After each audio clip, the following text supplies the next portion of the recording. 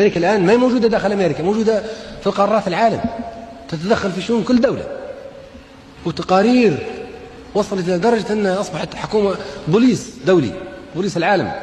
تقارير كل يوم للكونغرس الأمريكي، جيب لنا تقرير عن ليبيا، شو عاملة ليبيا، كيف ماشي سياستها. جيب لنا عن مصر، مصر قالوا بتعمل مصنع متاع أدوية، هذا منكم بتاع كيمياء، يقول له تقف له.